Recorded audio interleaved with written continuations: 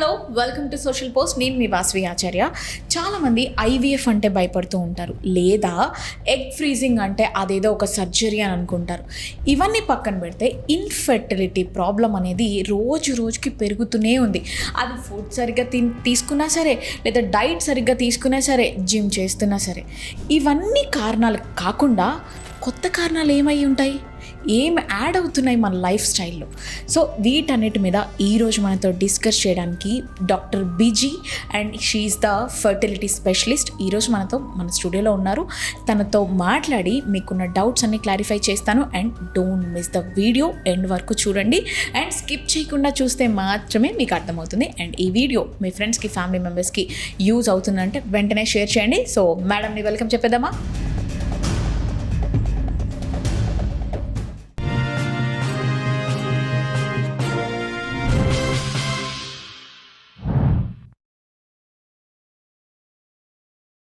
Hello ma'am, welcome to Social Post. ఎలా ఉన్నారు?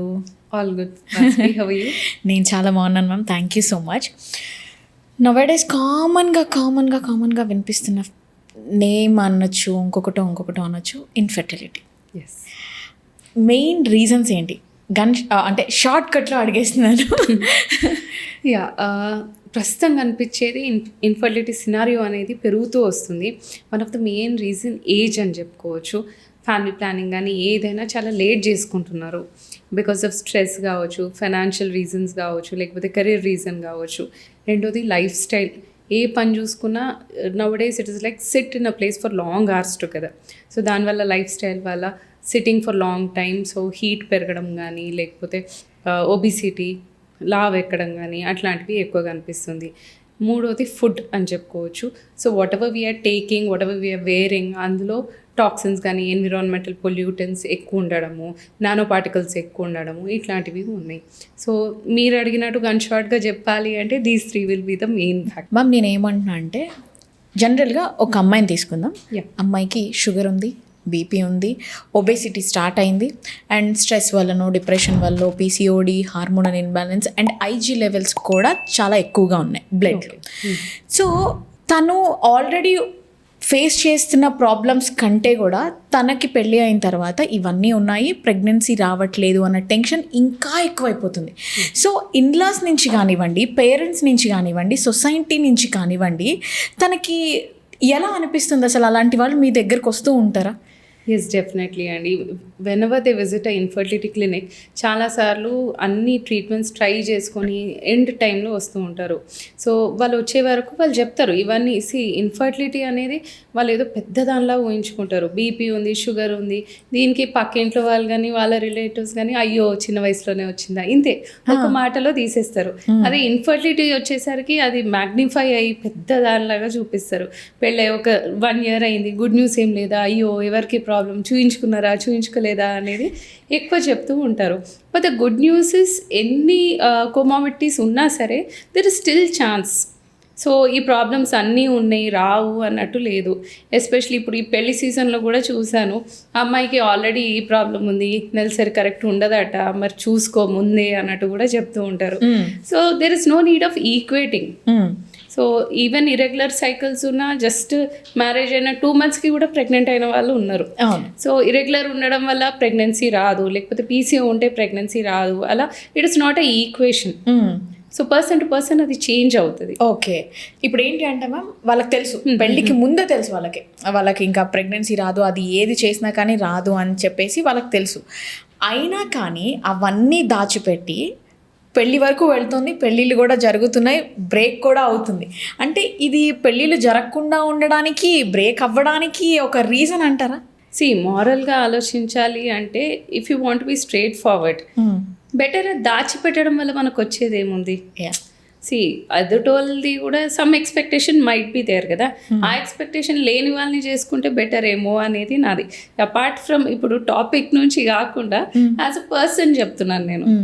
So అలా చేసుకొని లాస్ట్కి వాళ్ళకి వారసుడో వారసురాలో ఇంపార్టెంట్, ఇప్పుడు ఇవన్నీ వాళ్ళే ఇంపార్టెంట్, నువ్వు కాదు.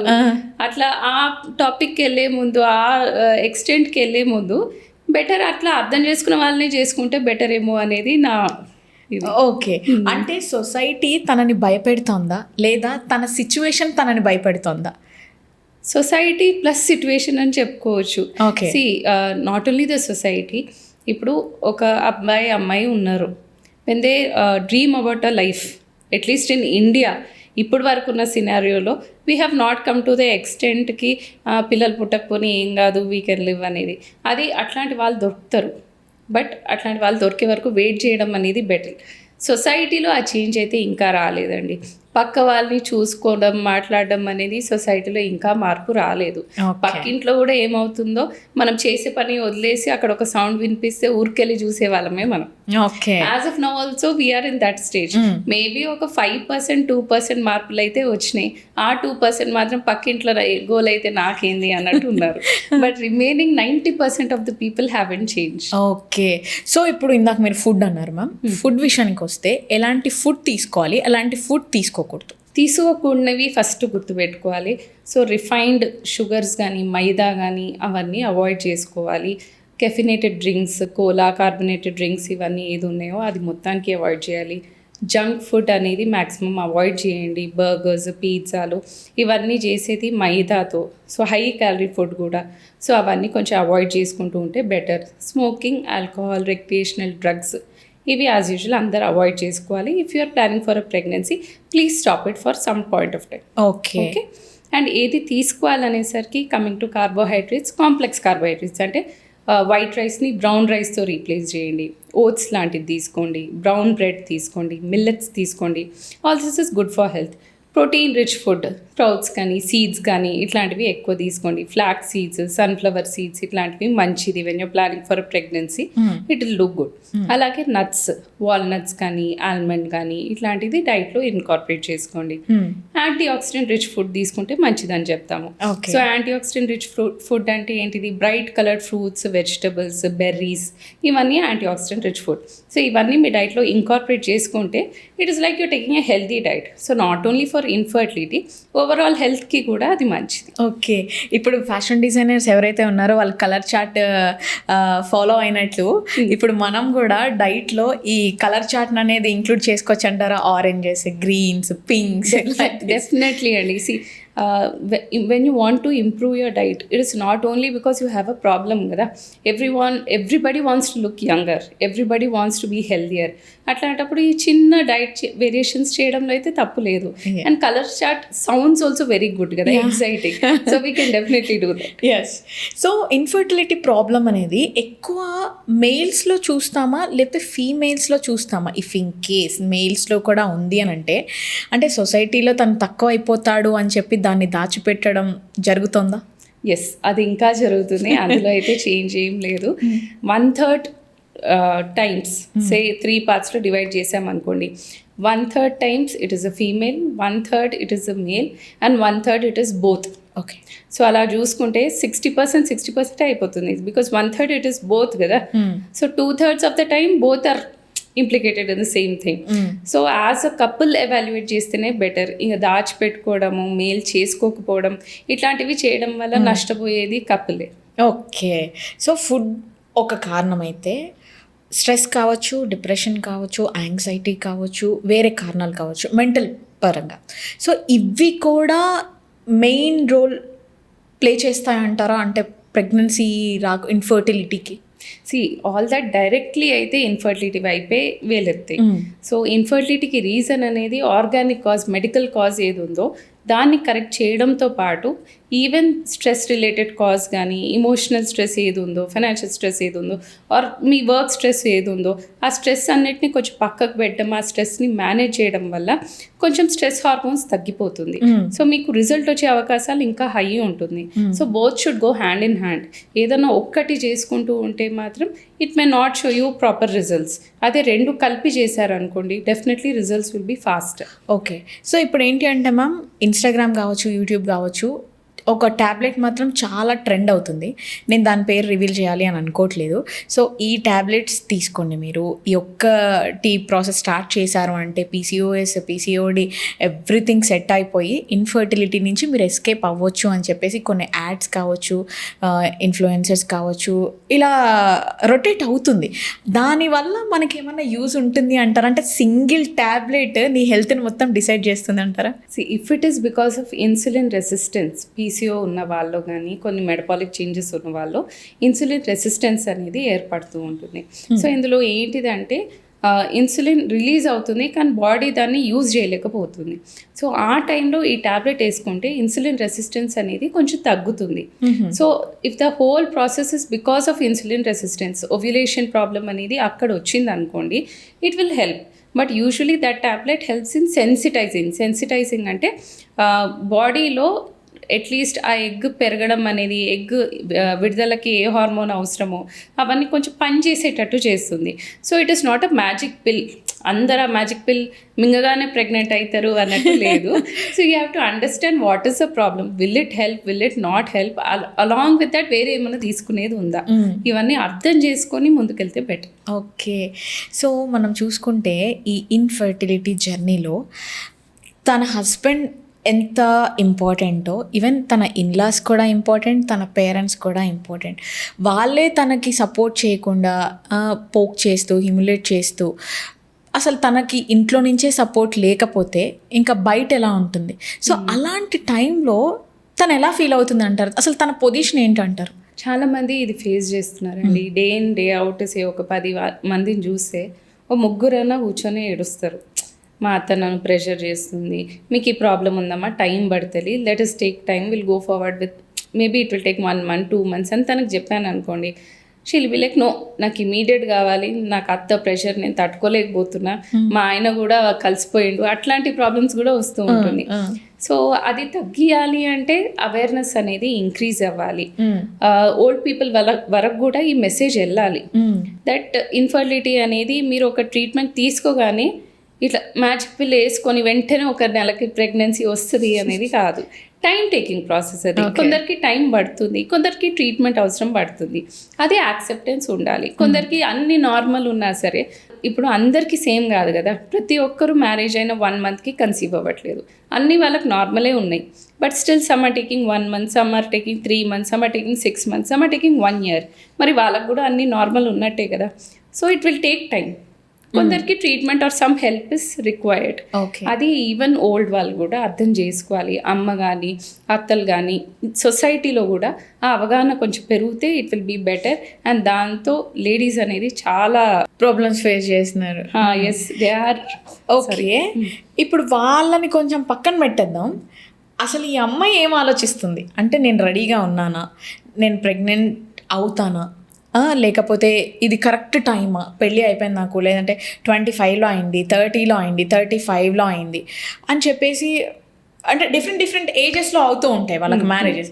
కానీ కొంతమంది ఏం చెప్తారు అంటే, నాకు ఇప్పుడే వద్దు, నేను 2 years ఆగాలనుకుంటున్నా, 3 years ఆగాలనుకుంటే, ఈవెన్ నా హస్బెండ్కి కూడా ఇష్టం లేదు అని వాళ్ళు మాట్లాడతారు. పేరెంట్స్ ఏమిటి అంటే, మీరు డిలే చేయొద్దు అని వీళ్ళు చెప్తారు. మీరేంటి మాకు చెప్పేది, మా గోల్స్ మాకున్నాయి, మా ఎయిమ్స్ మాకున్నాయి, వాళ్ళిద్దరు వస్తే మా ఇద్దరి మధ్య కనెక్షన్ తగ్గిపోతుంది, మా ఇద్దరి మధ్య లవ్ తగ్గిపోతుంది అని కొంతమంది అన్న వాళ్ళు కూడా ఉంటారు మ్యామ్. నేను అందరిని అనట్లే, ఉంటారు. అలాంటి స్టోరీస్ కూడా మీరు చాలా వినే ఉంటారు. అంటే ఇక్కడ తప్పు వాళ్ళదనుకోవాలా, వీళ్ళదనుకోవాలా? అంటే అసలు ప్రెగ్నెన్సీ అనేది ప్లాన్ చేస్తేనా? It is generation gap. It is a generation gap, that is all I can say. ఒక జనరేషన్లో పెళ్ళయిందా, పిల్లలు పుట్టారా, that is important, life settled అనేది ఉండే అవగాహన. ఇప్పుడున్న జనరేషన్లో పెళ్ళవ్వాలి, కెరియర్ సెటిల్ అవ్వాలి, ఫైనాన్షియలీ ఓకే ఉండాలి, దాని తర్వాతనే పిల్లలు పుట్టాలి. This is a thing. So రెండిట్లో యూ కెనాట్ బ్లేమ్. ఇప్పుడు వీళ్ళు తప్పు వాళ్ళు తప్పు అనేది చెప్పలేము. But if pregnancy is important, ఇప్పుడు వీళ్ళు కూడా it is not that they don't want kids, they want kids after ఒక సర్టన్ టైం తర్వాత కావాలి అంటున్నారు. సో అందులో తప్పు లేదు. They can come, they can get a basil checkup done. Reserve మంచిగా ఉందా, నేను ఇంకా వెయిట్ చేయొచ్చా లేదా, I want to plan my pregnancy after so many years, so what shall I do అనేది ముందే ఒకసారి తెలుసుకోవడంలో తప్పలేదు. When you postponing of pregnancy ఒక్కటి అర్థం చేసుకోవాల్సింది ఏంటంటే ఏజ్ది చాలా మేజర్ ఫ్యాక్టర్ ఉంటుంది. So after certain age egg number అనేది ఆడవాళ్ళు తగ్గుతూ వస్తుంది. సో పుట్టుకతో వాళ్ళకు ఒక నంబర్ ఆఫ్ ఎగ్స్ వచ్చాయి అనుకోండి, 30 తర్వాత ఆ ఎగ్స్ అనేది తగ్గుకుంటూ వస్తుంది. కొందరిలో అది తగ్గడం అనేది చాలా ర్యాంపడ్గా స్పీడ్గా తగ్గొచ్చు, కొందరిలో మెల్లిగా తగ్గొచ్చు. సో మీరు ఏ కేటగిరీలో ఉన్నారు? మీది ఫాస్ట్ తగ్గుతుందా, స్లో తగ్గుతుందా? ఇన్ కేస్ మీది ఫాస్ట్ తగ్గుతుంది అని అనుకోండి, and but still you don't want to plan your pregnancy, egg ఫ్రీజింగ్కి వెళ్ళండి. At least you get to know కదా, ఓకే, అట్లీస్ట్ శరీరం ఏ స్టేజ్లో ఉంది, can I plan later or should I do something to preserve my fertility, అదొకటన్నా తెలుసుకుంటే better. Okay. So ఇప్పుడు మేము అంటే పెళ్ళి అయిపోయింది, వాళ్ళు ప్లాన్ చేయడానికి రెడీగా ఉన్నారు, తనకి ఎలాంటి ప్రాబ్లమ్స్ లేవు, అయినా కానీ ఇయర్స్ ఆఫ్ టైం పడుతుంది ప్రెగ్నెంట్ అవ్వడానికి, అప్పుడు రీజన్ ఏమై ఉంటుందంటారు? సో రీజన్ తెలుసుకోవాలంటే ఫస్ట్ కపుల్ వచ్చినప్పుడు వాట్ వీ డూ ఇస్ ఒక బేస్ లైన్ స్కాన్ చేసేస్తాము, హస్బెండ్ది ఒక సెమెన్ అనాలిసిస్ చెప్తాము, థైరాయిడ్, ప్రొలాక్టిన్ లాంటి చిన్న ప్రాబ్లమ్స్ ఏమైనా ఉన్నాయా లేదా చెక్ చేస్తాము. If all of this is good, problem ఏం లేదు అంటే అసలు తనకు అండం పెరుగుతుందా, విడుదల అవుతుందా అనేది చెక్ చేస్తాము స్కానింగ్లో. If everything is okay, first మెడికేషన్తో ట్రై చేయమని చెప్తాము. ఇన్ కేస్ సెమెన్ అనాలిసిస్లో ఏమైనా చిన్న ప్రాబ్లమ్స్ ఉన్నాయి, ఓవ్యులేషన్ ప్రాబ్లమ్స్ ఉన్నాయి, అట్లా ఏమైనా ఉందనుకోండి, after medicines we next step into IUI. సో ఐయుఐలో చిన్న పద్ధతి అని చెప్తూ ఉంటారు. సో హస్బెండ్ స్పర్మ్స్ని కడిగేసి సెంట్రిఫ్యూజ్ చేసి ఒక పెల్లెట్ లాగా చేసి గర్భసంచి లోపలికి మెల్లిగా అనేది వదిలేస్తూ ఉంటాము. అది ఓవ్యులేషన్ టైంలో జరుగుతుంది. అది కూడా ట్రై చేశాక ప్రెగ్నెన్సీ రాలేదనుకోండి, then we move to IVF. So చాలామందికి ఒక భయం ఉంటుంది, ఇన్ని రోజుల నుంచి కాలేదు, నేను పోగానే మళ్ళీ ఐవీఎఫ్ చెప్తారో ఏమో అనేది ఒక భయం ఉంటుంది. So it is all a step wise process and person to person treatment అనేది వేరీ అవుతూ ఉంటుంది. సో ఒక పర్సన్ వచ్చినప్పుడు వాళ్ళకి ఏ ట్రీట్మెంట్ అవసరం, వాళ్ళ ఏజ్ ఏంటి, వాళ్ళకున్న ప్రాబ్లం ఏంటి, వాళ్ళకు ఈ ట్రీట్మెంట్తో ఫెచ్ అవుతుందా లేదా should we directly go to the next treatment అనేది పేషెంట్ పరంగా, తన హిస్టరీ పరంగా, తన టెస్ట్ పరంగా, తను ఉన్న సిచ్యువేషన్ పరంగా అనేది డిసైడ్ అవ్వడం జరుగుతుంది. ఓకే.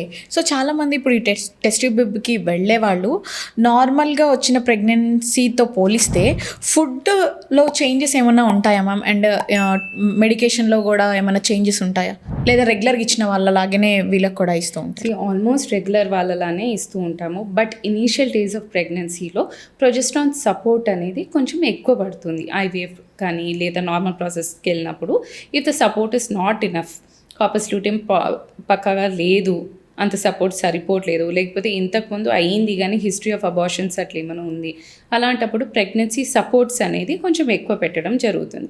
అది కూడా for short span of time. After that once 3 months cross అయిపోయింది, ఫస్ట్ ట్రైమెస్టర్ అయిపోయింది అనుకోండి, then it can be considered as a normal pregnancy. So అప్పుడు సపోర్ట్స్ కూడా విత్డ్రా చేసిస్తాం. సో ఇప్పుడు ఏంటి అంటే మ్యామ్, మీ కెరియర్లో చాలా మందిని చూసే ఉంటారు. సో ఇంట్రెస్టింగ్గా అనిపించిన స్టోరీస్ ఏమన్నా ఉన్నాయా? కొన్ని వియర్డ్గా అనిపించిన స్టోరీస్ కూడా ఉంటాయి, మీరు ఎమోషనల్గా కనెక్ట్ అయిన స్టోరీస్ కూడా ఉంటాయి. మా కోసం ఒకసారి అలాంటివి ఏమైనా ఉంటే షేర్ చేసుకుంటారా? ఇంట్రెస్టింగ్గా ఆర్ ఇమోషనల్గా కనెక్ట్ అయిన స్టోరీ ఇట్ ఈస్ లైక్ ఒక కపుల్ వచ్చారు, they are 43, 44. Okay, wife is 43, husband is 44. వాళ్ళు ప్రెగ్నెన్సీ కోసం ట్రై చేస్తూ ఉన్నారు అండ్ దే ఆర్ లైక్, ఇది మా లాస్ట్ అటెంప్ట్, చేయండి లేకపోతే ఇక పిల్లలు పుట్టారని మేము డిసైడ్ అయిపోతాం. ఈ ప్రెషర్ అనేది మాకు కూడా చాలా ఫేస్ చేస్తూ ఉంటాం. దీన్ని ఏం ప్రెషర్ అంటారు తెలియదు. So once they come like that, first of all వాళ్ళకి అన్నీ చేసి పికప్ అయిపోయింది, ట్రాన్స్ఫర్ అయిపోయాక there will be a 15 days wait period అండి, అది సక్సెస్ అయిందా లేదా తెలుసుకోవడానికి. లిటరలీ స్పీకింగ్ ఆ పేషెంట్ వాళ్ళు ఎంత వెయిట్ చేశారో నేను దానికన్నా డబుల్ వెయిట్ చేశాను ఈసారి. వాళ్ళకి ప్రెగ్నెన్సీ పాజిటివ్ వచ్చింది and they are very happy. వాళ్ళకన్నా ప్రతి ట్రాన్స్ఫర్ మేము చేసేటప్పుడు or any treatment what we give, వాళ్ళ రిజల్ట్కి ఎంత వెయిట్ చేస్తారో డాక్టర్స్ కూడా సమానంగా అండ్ కొంతమంది పేషెంట్స్లో దానికన్నా ఎక్కువ కూడా వెయిట్ చేస్తూ ఉంటాము.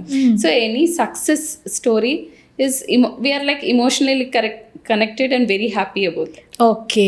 సో మీరు ఎలాంటి ట్రీట్మెంట్స్ ఇస్తున్నారు మ్యామ్? అడ్వాన్స్ ట్రీట్మెంట్స్ ఏవైతే ఉన్నాయో అవి పేషెంట్స్కి ఎలా సజెస్ట్ చేస్తున్నారు?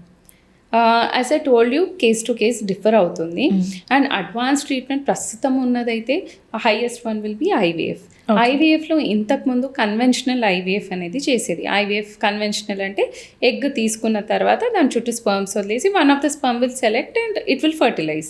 ఇప్పుడు చేసేది ఇక్సీ అంటే డైరెక్ట్ ఎగ్ లోపలికి ఏ స్పర్మ్ కొంచెం మొటిలిటీ మంచిగా ఉందో, మార్ఫాలజీ మంచిగా ఉందో ఆ స్పర్మ్ని సెలెక్ట్ చేసి దాన్ని ఎగ్ లోపలికి ఇంజెక్షన్ చేయడం అని చెప్తాం. సో సెలెక్టివ్గా చేయడం అనేది జరుగుతుంది. విత్ దిస్ సక్సెస్ రేట్ కొంచెం పెరిగింది. అదర్ దెన్ దాట్ ఇప్పుడు ఇన్ఫర్టిలిటీలో కానీ ల్యాబ్ పరంగా వచ్చే డెవలప్మెంట్స్ ఏది ఉన్నాయో ల్యాబ్లో ఇంక్యుబేటర్స్ కానీ ఎక్విప్మెంట్స్ కానీ ఇవన్నీ బాగా పెరిగినాయి. It has become very sophisticated and good. ఇప్పుడు దానివల్ల ఏంటిది ఎంబ్రియో సెలెక్షన్ కానీ అవన్నీ మనకి ఈజీ అవుతుంది. ఎంబ్రియో కూడా ఇప్పుడు మనం పెట్టేది Day 3 కాకుండా Day 5 స్టేజ్ ఎంబ్రియోస్ పెడుతున్నాం. సో ఓవరాల్ సక్సెస్ రేట్ కూడా పెరుగుతుంది. అండ్ ఇంతకుముందు ఎంబ్రియో ఫార్మేషన్ అవ్వగానే గర్భసంచిలో పెట్టేటోళ్ళం. That is called fresh transfer. ఇప్పుడు అట్లా కాకుండా ఆ ఎంబ్రియోని అదే స్టేజ్లో ఫ్రీజ్ చేసి గర్భసంచి ఎప్పుడు రెడీ ఉందో యాక్సెప్టెన్స్కి ఆ టైంలో ఎంబ్రియోని గర్భసంచిలో పెట్టడం అనేది జరుగుతుంది. సో దీన్ని ఫ్రోజన్ ఎంబ్రియో ట్రాన్స్ఫర్ అనేది చెప్తాము. సో ఈ డెవలప్మెంట్స్ వల్ల సక్సెస్ రేట్ అనేది రాను ఎక్కువ అవుతూ ఉంది. ఓకే. సో ఇప్పుడు ఈ ఇన్ఫర్టిలిటీకి మెయిన్ రీజన్ కేవలం పీసీఓఎస్ అని మాత్రం చెప్తూ ఉంటారు మ్యామ్. ఇప్పుడు పీసీఓడి ఉన్న వాళ్ళకి ఈ టెస్ట్ ట్యూబ్ బేబీ ట్రీట్మెంట్ ఏదైతే ఉందో అది వర్కౌట్ అవుతుంది అని అంటారా, లేకపోతే దాన్ని పూర్తిగా కంట్రోల్ చేసిన తర్వాతనే ఇవ్వడం జరుగుతుంది అని అంటారు? పీసీఓ కేసెస్లో అందరికున్న ఒక మిత్ ఏంటిదంటే ట్యాబ్లెట్స్ వేసుకుంటే పీసీఓ డిసపియర్ అవుతుంది అనేది ఉంటుంది. సో పీసీఓ అనేది డిసపియర్ అవ్వదు. So in case you are taking OC pills or ఏదో ఒక ట్యాబ్లెట్ తీసుకుంటున్నారు అనుకోండి, ఆ కొద్ది రోజులు లేదా డ్రిల్లింగ్ చేస్తారు కొందరు, సర్జరీ చేశాను పీసీఓకి ఇంకా రాలేదు కంట్రోల్ అయిపోయింది అని చెప్తూ ఉంటారు. సో ఆ కొద్ది రోజులకు మనకు రిక్రూట్మెంట్ అప్పుడు లేదా మనం స్కాన్ చేసినప్పుడు ఎక్కువ బుడగలు కనిపించకుండా కొంచెం తగ్గింది అన్నట్టు కనిపిస్తూ ఉంటుంది. Okay. But again after a few months ఆ ఎఫెక్ట్ పోతుంది. హార్మోనల్ చేంజెస్ అనేది చేస్తూ ఉంటాం with the hormone pills and drilling. ఆ ఎఫెక్ట్ అనేది మెల్లిగా ఫేడ్ అవుట్ అవుతూ ఉంటుంది. So after 3 months or so మళ్ళీ కనిపిస్తూ ఉంటుంది అన్నట్టు. So it is not that మనం బబుల్స్ తగ్గడము పీసీఓడి మాయం అవ్వడము అనేది కాకుండా the treatment is for egg to grow. So PCO వాళ్ళు మెయిన్ ప్రాబ్లం ఏంటిదంటే ఎగ్ కరెక్ట్గా పెరగదు. సో అది పెరిగేటట్టు చేసుకోవాలి. అలాగే పీసీఓలో ప్రాబ్లం ఏంటంటే ఎగ్ క్వాలిటీలో ఉంటుంది. సో పెరిగే ఎగ్ మంచిగా ఉండాలి. సో ఐవీఎఫ్ ట్రీట్మెంట్స్కి వాటికి వెళ్ళినప్పుడు what we observe is PCO వాళ్ళలో ఒక 20-30 ఎగ్స్ అయితే వస్తాయి. కానీ అందులో మంచిగా ఉన్న ఎగ్స్ అనేది శాతం ప్రకారం చూస్తే ఓన్లీ ఒక 10%, 15% ఎగ్స్ బాగుంటాయి. అదే మంచిగా ఉన్న వాళ్ళు అనుకోండి, నార్మల్ ఉన్న వాళ్ళు దే గెట్ ఓన్లీ 20 ఎగ్స్, వాళ్ళలో 20% మంచిగా ఉంటుంది. సో ద పర్సంటేజ్ ఆఫ్ మంచి ఎగ్స్ అనేది పీసీఓ వాళ్ళలో కొంచెం తక్కువ ఉంటుంది. So it will definitely help. Okay. So ఈ ఓవ్యులేషన్ ట్రాకింగ్ అనేది ఎంతవరకు యూజ్ అవుతుంది అంటారు మ్యామ్? అసలు సక్సెస్ రేట్ అనేది ఉందంటారు? Definitely success rate is there. Ovulation ఒకవేళ అవ్వట్లేదు or we do not know ఎప్పుడు కలిసి ఉండాలి అనేది కొందరికి తెలియదు. సో ఇర్రెగ్యులర్ సైకిల్స్ ఉన్న వాళ్ళకి కానీ అట్లా ఓవ్యులేషన్ ఎప్పుడు అవుతుంది, మేము ఎప్పుడు కలిసి ఉండాలో తెలియట్లేదు, జాబ్ పరంగా we're not having that proper frequency అన్నట్టు ఉంటుంది.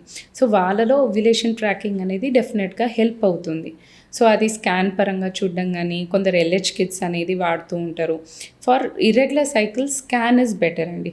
సో స్కాన్లో ఎగ్ డెవలప్ అవుతుందా, విడుదల అవుతుందా లేదా అది కరెక్ట్గా చెక్ చేసి ఆ టైంలో కలిసి ఉంటే బెటర్ అనేది చెప్తూ ఉంటాము. సో ముందు చెప్పినట్టు ఇది ఫస్ట్ స్టెప్. సో ఒకవేళ ఓవ్యులేషన్ మంచిగా ఉంది, అండం పెరుగుతుంది, విడుదల అవుతుంది, కలిసి ఉన్నారు, అయినా ప్రెగ్నెన్సీ రావట్లేదు అంటే we go for the next step. So ovulation ఉన్నప్పుడు కలిసి ఉన్నారు అనుకోండి, అందులో కూడా పర్సంటేజ్ ఆఫ్ సక్సెస్ కొందరికి ఉంటుంది. బికాస్ ఫ్యూ పీపుల్లో problem is they are not knowing when they are ovulating, లేకపోతే ఓవ్యులేషన్ అవ్వట్లేదు అనేది ప్రాబ్లం ఉంటుంది. సో అలాంటప్పుడు అండం విడుదల ఎప్పుడు అవుతుంది వాళ్ళకి తెలిసిపోయింది అనుకోండి, అది కరెక్ట్ అయినట్టే కదా. So they are able to be together at that point of time. So అలా కరెక్షన్ అయిపోతుంది.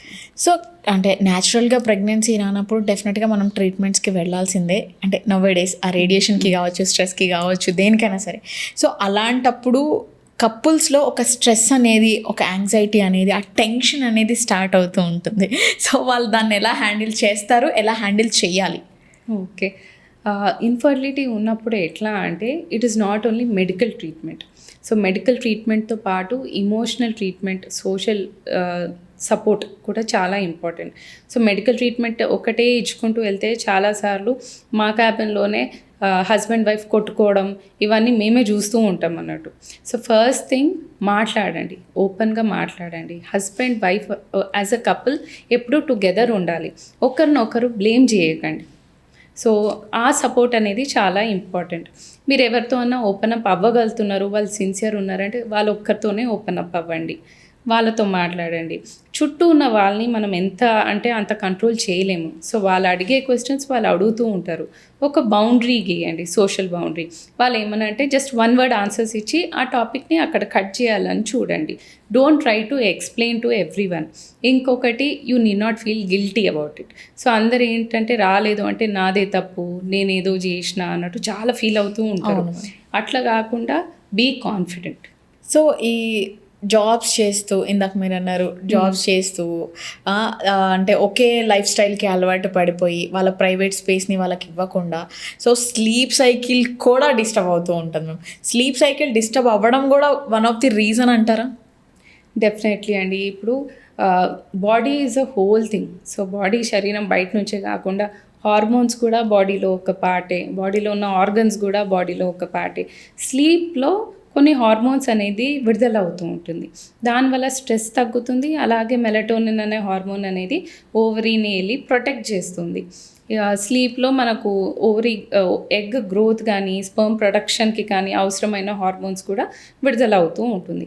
సో వర్క్ ప్రెషర్ వల్ల కానీ, లేకపోతే వర్క్ నైట్ షిఫ్ట్స్ ఉండడము, లేదా ఫోన్ ఎక్కువసేపు, ఇప్పుడు ఇంట్లో పనులన్నీ చేసుకున్న తర్వాత night time is me time అన్నట్టు అనుకుంటారు. సో చాలాసేపు స్క్రోలింగ్ చేసి చేసి స్లీప్ సైకిల్ అనేది తగ్గుతుంది. So they are ready to sleep for 5 hours but they want to scroll. అదనేది కనిపిస్తూ ఉంటుంది. సో అట్లా చేయడం వల్ల హార్మోన్ వేరియేషన్ చాలా వస్తుంది. బాడీలో స్లీప్ అనేది చాలా ఇంపార్టెంట్. ఓన్లీ కళ్ళు మూసుకోవడం కాదు, అది బాడీ మొత్తం రీసెట్ అయ్యే టైం. ఆ టైం అనేది బాడీకి ఇవ్వాలి. సో స్లీప్ సైకిల్ డిస్టర్బెన్స్ ఉంటే హార్మోన్స్ మొత్తం డిస్టర్బెన్స్ అయినట్టే. సో అది డిస్టర్బ్ అవ్వకుండా రెస్పెక్ట్ యువర్ బాడీ. ఆ టైం అనేది ఇవ్వడానికి ట్రై చేయండి. ఒక 6 to 8 hours of sleep is more than enough. If possible fixed hours పెట్టుకోండి. Like I will sleep from 10 to 6, 10 to 5. ఆ టైప్ ఆఫ్ టైం టేబుల్ ఉందనుకోండి, it is always better. Okay. So మెన్స్లో కూడా problems అనేవి వస్తూనే ఉంటాయి. సో వాళ్ళని అసలు ఎలా టెస్ట్ చేస్తామంటే వీళ్ళలో ప్రాబ్లం ఉంది అని ఎలా ఐడెంటిఫై చేస్తాము? ఇఫ్ ఇన్ కేస్ ఐడెంటిఫై చేసిన తర్వాత వాళ్ళకి సంబంధించి ఎలాంటి ట్రీట్మెంట్స్ మార్కెట్లో అవైలబుల్గా ఉన్నాయి? మెన్లో వాళ్ళని టెస్ట్ చేయడం అనేది చాలా ఈజీ అండి. సెమెన్ అనాలిసిస్ అనేది బేసిక్ టెస్ట్. సో ఫస్ట్ ఆ టెస్ట్ అనేది చేస్తాము. సో ఒక 3 days గ్యాప్ అట్లా ఉంచి సెమెన్ శాంపుల్ని ఇవ్వమని చెప్తాము. సో ఆ సెమెన్ శాంపుల్లో what we see is volume మంచిగా ఉందా లేదా, కౌంట్ కరెక్ట్ ఉందా లేదా, ఆ ఉన్న కౌంట్లో కదలికలు మంచిగా ఉందా లేదా, అలాగే కదిలే సెమెన్ ఏది ఉందో స్పర్మ్స్ అది మంచిగా కనిపిస్తుందా, హెడ్ టెయిల్ మంచిగా ఉందా, నార్మల్ ఉందా లేదా, ఈ 4 చెక్ చేస్తూ ఉంటాము. ఇఫ్ ఎవ్రీథింగ్ ఇస్ నార్మల్ అని చెప్పేస్తాము. In case there is some difference, ఒకవేళ నార్మల్ లేదు, కౌంట్ చాలా తక్కువ ఉంది, అలాంటప్పుడు ఎందుకు తక్కువ అనేది కూడా ఒకసారి చెక్ చేసుకుంటాము. ఓకే. సో కొన్నిసార్లు హార్మోన్ ప్రాబ్లం ఉండొచ్చు, లేదా స్కాన్ చేయించి వెరికోసిటీస్ అంటే నరాలు ఏమైనా ఉబ్బడము ఆ ప్రాబ్లం ఉందా, లేకపోతే టెస్టిస్ ఏమైనా చిన్నగా అయిందా, చిన్నప్పుడు ఇంజరీ కావచ్చు, లేకపోతే నార్మల్గా కూడా టెస్ట్ ష్రింక్ అవ్వడము, అట్లాంటి ప్రాబ్లం ఏమైనా ఉందా, ఇవన్నీ మనకు స్కానింగ్లో కానీ బ్లడ్ టెస్ట్లో తెలిసిపోతుంది. అలాగే హిస్టరీ ఆఫ్ అబార్షన్స్, ఇప్పుడు ఆడవాళ్ళు అబార్షన్స్ ఎక్కువ అవుతూ ఉంది, అట్లాంటప్పుడు కూడా మేల్ని టెస్ట్ చేయడం important, not only the female. కొన్నిసార్లు DNA ఫ్రాగ్మెంటేషన్ అనేది ఉంటుంది, అంటే స్పర్మ్ చూడడానికి నార్మల్ ఉన్న స్పర్మ్లో ఉన్న DNA అనేది డ్యామేజ్డ్ ఉంది, అట్లాంటి టైంలో కూడా ఇట్లా ప్రాబ్లమ్స్ రావచ్చు. Okay. So these are the additional test. Simple test is first it is semen analysis, అది ఒక్కటి చేస్తే సరిపోతుంది. ఓకే. సో ఈ సెకండరీ ఇన్ఫర్టిలిటీ అంటే ఏంటి మ్యామ్? ఆల్రెడీ ఒక్కసారి ప్రెగ్నెంట్ అయ్యారు, దాని తర్వాత పిల్లలు పుట్టట్లేరు, దాన్ని మనం సెకండరీ ఫర్టిలిటీ అని చెప్తూ ఉంటాము. ఓకే. అంటే ఫస్ట్ అంతా నార్మల్గానే ఉండింది, అంటే హెల్త్ బాగానే సెట్ అయినట్లే కదా, మళ్ళీ ఎందుకు ఈ సెకండ్ టైం ఇన్ఫర్టిలిటీ అనేది క్రియేట్ అవుతుంది అని అంటారు? ఇప్పుడు ఫస్ట్ టైం ప్రెగ్నెంట్ అయ్యారు పేషెంట్, ఇప్పుడు సెకండ్ టైం ప్రెగ్నెన్సీ కోసం ప్లాన్ చేస్తున్నారు. సో అప్పటికి ఇప్పటికి ఏజ్ డిఫరెన్స్ అనేది మెయిన్ అది ఉంటుంది. రెండోది అప్పటికి ఇప్పటికి హెల్త్ అనేది సేమ్ ఉండకపోవచ్చు, లోపల ట్యూబ్స్ అనేది కరెక్ట్ ఉండకపోవచ్చు, బాడీలో కూడా చేంజెస్ జరుగుతూ ఉంటుంది. సో ఆ వయసులో ఉన్న గర్భసంచి ఈ వయసులో కూడా ఉంటుందా అనేది చెప్పలేము. అండ్ అలాగే మగవాళ్ళలో కూడా ఇట్ ఇస్ సేమ్. ఇప్పుడు ఒక్కసారి పిల్లలు పుట్టాక మళ్ళీ పుట్టలే అంటే మళ్ళీ బ్లేమ్ ఆడవాళ్ళ మీదే. ఎప్పుడు ఆడవాళ్ళే వస్తుంటారు చెకప్కి. ఈ మగవాళ్ళు రాగానే మీరు సెమెన్ అనాలిసిస్కి ఇవ్వండి అంటే ఆల్రెడీ ఒకరు పుట్టారు కదా ఇంకేమి ఇవ్వమంటారు అంటారు. కామన్గా అవుట్ రైట్గా చెప్పేస్తారు ఆ విషయం. కానీ మరి అదే విషయం ఎందుకు చెప్పారు, అదే విషయం ఇటు కూడా కదా. అదే విషయం ఇప్పుడు ఆడవాళ్ళు కూడా ఆల్రెడీ ఒకరు పుట్టేసిరు కదా, మరి తనకెందుకు టెస్ట్లు? అవును కదా, that they don't agree. So with age మగవాళ్ళలో కూడా చేంజెస్ రావచ్చు. అప్పుడు ఒకవేళ స్పర్మ్ కౌంట్ బార్డర్ లైన్ ఉన్నా నార్మల్ ఉన్నా పుట్టేసి ఉంటారు. ఇప్పుడు there may be some changes, ఇంకా తగ్గడము ఏమైనా ప్రాబ్లమ్స్ అనేది జరగవచ్చు. సో ఎవాల్యుయేషన్ చేస్తేనే కాజ్ అనేది తెలుస్తుంది. న్యాయం అందరికి ఒకలాగే జరగట్లేదు. ఇంప్రూవ్మెంట్ అయితే ఉంది, ఐ షుడ్ సే అవేర్నెస్ అయితే పెరిగింది, కానీ ఇంకా పెరగాల్సిన అవసరం అయితే ఉంది. ఓకే, అసలు ఫస్ట్ తనకి హస్బెండ్ నుంచే ఒక ప్రాపర్ సపోర్ట్ వస్తే తనకు ఒక ధైర్యం వస్తుంది, నేను ఏదైనా చేయగలను, తను ఉన్నాడు కదా అని ఉంటుంది. ఫస్ట్ మీరే సపోర్ట్ ఇవ్వకుండా మా మమ్మీ చూసుకుంటారులే, మీ మమ్మీ చూసుకుంటారులే అని వదిలేస్తే పాపం తను ఇన్సెక్యూర్గా ఫీల్ అవుతుంది కదా, తన చుట్టూ అందరూ ఉన్నా సరే. ఓకే, సో మ్యామ్ ఫైనల్గా ఇప్పుడు ఎలాంటి ఫుడ్ తీసుకోవాలి, ఎలాంటి మెడికేషన్ తీసుకోవాలి, ఎలాంటి మెడికేషన్ తీసుకోకూడదు, నీ లైఫ్ స్టైల్ని నువ్వు బ్యూటిఫుల్గా ఈజీగా సింపుల్ వేలో ఎలా ఒక ప్రాసెస్లో తీసుకోవాలి, అండ్ ఏది చేస్తే నీ ఇన్ఫర్టిలిటీకి ఎఫెక్ట్ అవ్వకుండా ఉంటుంది. సో వీటి మీద మీరు ఫైనల్గా ఏం చెప్తారు? ఫుడ్ పరంగా I have already told, but I would like to repeat. First thing, hydration 3 to 4 liters of water ఖచ్చితంగా తీసుకోవాలి. మంచిగా నిద్రపోవాలి, 6 to 8 hours ఆఫ్ స్లీప్ ఉండాలి. పొద్దున్న లేవగానే మైల్డ్ ఎక్సర్సైజ్ చేయండి. బాడీ బిల్డింగ్ అని, వెయిట్ లిఫ్టింగ్ ఇవేం అవసరం లేదు. జస్ట్ ఒక 20 minutes ఆఫ్ వాకింగ్ కానీ, యోగా కానీ, అట్లా మినిమల్ ఎక్సర్సైజ్ ఒకటి చేయండి. ఇంటి పని ఎక్సర్సైజ్ కాదు, ఇది అందరికీ చెప్తూ ఉంటాను. That somehow doesn't blend in. So ఇంట్లో ఎంత పని చేసినా అది ఎక్సర్సైజ్ కిందకి రావట్లేదు. సేమ్ పేషెంట్ ఇంట్లో పనితో పాటు ఒక 15 minutes వాకింగ్ చేసింది అనుకోండి, it is showing lot of difference. So ఇంటి పనిని ఎక్సర్సైజ్ కిందికి కౌంట్ చేయకూడదు. అదర్ దెన్ దాట్, టీ, కొందరికి టీ 3 పూటలు 4 పూటలు అలవాటు ఉంటుంది, కాఫీ అలవాటు ఉంటుంది. సో ఇవన్నీ కెఫీన్ రిచ్. సో కెఫీనేటెడ్ డ్రింక్స్ అనేది కొంచెం తగ్గియాలి. బయట జంక్ ఫుడ్ తగ్గియండి. అండ్ ఫుడ్ నేను చెప్పినట్టు complex carbohydrates, pulses, grains, serials ఇట్లాంటివి ఎక్కువ తీసుకోండి. మిల్లెట్స్ కొంచెం ఎక్కువ తీసేసుకోండి. అవోకాడో లాంటి fruits, bright coloured fruits, vegetables, berries, ఆకుకూరలు ఇవన్నీ మీ డైట్లో ఇన్కార్పొరేట్ చేయండి. నాన్ వెజ్ అసలే తినొద్దా మేడం అని చాలామంది అడుగుతూ ఉంటారు. కొంచెం లిమిట్ చేయండి. Fish is good for health, fish తీసుకోండి. మర్క్యూరీ హై ఉన్న ఫిష్ కాకుండా మామూలు ఫిష్ తీసుకోవచ్చు. Egg is very good, so egg తీసుకోండి. మిగతాది ఇప్పుడు చికెన్లో కొన్ని హార్మోన్స్ ఇంజెక్టెడ్ చికెన్ అట్లా ఉంటుంది కాబట్టి it's better to limit it.